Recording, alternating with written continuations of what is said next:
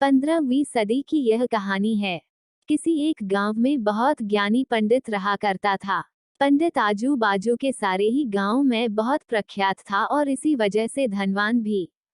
पंडित का परिवार ज्यादा बड़ा नहीं था। पंडित अपनी पत्नी के साथ अपने बहुत बड़े घर में अकेला रहता था क्योंकि पंडित को कोई बेटा था नहीं और एक बेटी थी जिसका विवाह पास के गांव वाले एक श्रीमंत लड़के से हो चुका था।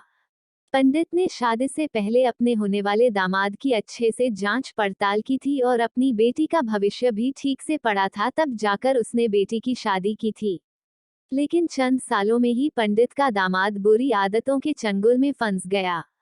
जुआ और शराब की बुरी लत ने उन्हें सड़क पर लाकर रख दिया था। अपने बेटी की ऐसी दुर्दशा देखकर पंडित की पत्नी काफी दुखी होती थी और अक्सर पंडित को कहा करती थी, तुम जाकर उनकी मदद कराओ। पंडित हमेशा अपनी बीवी को यह कहकर उनकी मदद करने के लिए मना कर देता था कि अभी कुछ समय तक उनका बुरा वक्त चलना है। हम चाहे कितनी ही कोशिश कर ले, जो उनके नसीब में नहीं है वो उन्हें नहीं मिल पाएगा। पंडित की ऐसी बातों से उसकी पत्नी काफी दुखी हो जाया करती थी और मन ही मन सोचती थी कि कैसा स्वार्थी पिता है, अपनी बेटी को इतने कष्टों में देखकर भी उसकी मदद करने के लिए मना करता है। आखिर भगवान ने जो इतना सारा धन धान्य दिया है उसका क्या करेंगे। हमें कोई और औलाद भी तो है नहीं, ले देकर एक यही बेटी है और उसके लिए भी कुछ नहीं करेंगे तो किसके लिए करेंगे। पंडित ऐसा नहीं सोचता था।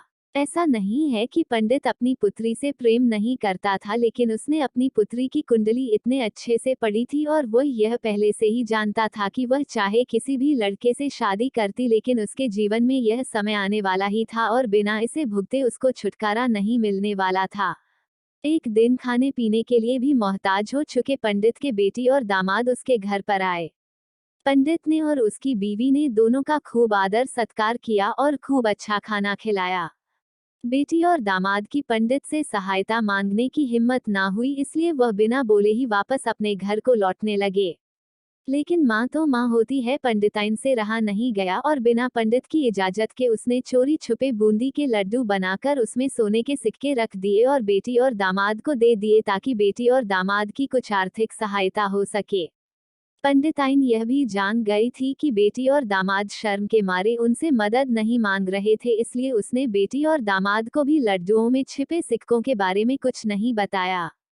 जाहिर सी बात है कि जब वो लोग घर पर जाकर लड्डू खाएंगे तो उन्हें उसमें सोने के सिक्के मिल जाएंगे, इस तरह बिना उनके मांगे ही उन तक मदद पहुंच जाएगी। सोचकर पंडिताइन मन ही मन अपने बेटी की मदद करने के लिए खुश होने लगी।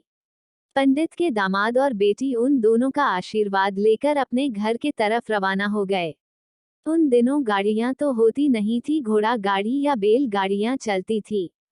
पैसे ना होते तो और चीजों की लेन देन से भी व्यवहार होता था। बेटी और दामाद का गांव पंडित के घर से कोसों दूर था, फिर भी पैसों की कमी के चलते वह चलकर अपने गांव की तरफ निकल पड़े। थोड़ी दूर ही चले थे कि पंडित की बेटी के पैर में मोच आ गई और अब उसको चलना भी मुश्किल हो गया। पंडित के दामाद ने जब देखा कि उसकी बीवी अब बिल्कुल चलने में सक्षम नहीं है तो उसने एक टांगा अपने घर तक किराए पर ले लिया। दोनों पति पत्नी टांगे में बैठकर घर तक पहुंच गए, लेकिन टांगे वाले को देने के लिए उनके पास पैसे थे नहीं, इसलिए पंडिताइन ने जो बूंदी के लड्डू उन्हें दिए थे वही किराया के तौर पर उस टांगे वाले को दे दिए। टांगे वाला बूंदी के लड्डू को लेकर वहां से चला गया। टांगे वाला अपने घर की तरफ जा रहा था, तब उसे एक हलवाई की दुकान दिखी। उसने सोचा कि थोड़े से बूंदी के लड्डुओं से मेरे घर के लोगों का पेट थोड़ी भरने वाला है। इससे अच्छा मैं इन बूंदी के लड्डुओं को बेचकर उनसे कुछ चावल खरीद लेता हूँ। टांगे वाले ने बूंदी के लड्डू हलवाई को बेच दिए। जिस गांव में वह हलवाई रहता था उसी गांव में एक आदमी ने अपने घर पर पूजा रखी थी और उसी पंडित को उस पूजा के लिए बुलवाया था। पूजा में लगने वाले प्रसाद के लिए उस आदमी ने उसी हलवाई से बूंदी के लड्डू लिए जहां पर उस टांगे वाले ने बेचे थे। हलवाई ने भी उस आदमी को टांगे वाले से खरीदे हुए लड्डू ही पहले दिए ताकि वह खराब ना हो जाए, क्योंकि वह नहीं जानता था यह लड्डू कब बने हैं। पूजा खत्म होने पर दक्षिणा और बूंदी के लड्डू लेकर जब पंडित अपने घर आया और खाना खाने बैठा तो प्रसाद में लाए बूंदी के लड्डू खाते वक्त लड्डू से सोने का सिक्का निकला। इस घटना को देखकर पंडिताइन की आंखों से आंसू बहने लगे। पंडित ने जब पंडिताइन से उसके रोने का कारण पूछा तो पंडिताइन ने पंडित को सब कुछ बताया और पंडित से उनकी बातों पर भरोसा ना करने के लिए माफी मांगी। पंडित ने पंडिताइन के आंसू पोंछे और कहा कि तुम्हारी तरह मैं भी हमारी बेटी को बहुत प्रेम करता हूँ, लेकिन अगर हम उसकी अब मदद करते हैं तो दामाद हमसे हमेशा ऐसे ही मदद की अपेक्षा रखेगा और अपनी बुरी आदतों को कभी नहीं छोड़ेगा। पंडिताइन भी अब पंडित की बातों से सहमत हो गई। 2-3 महीने बीत गए।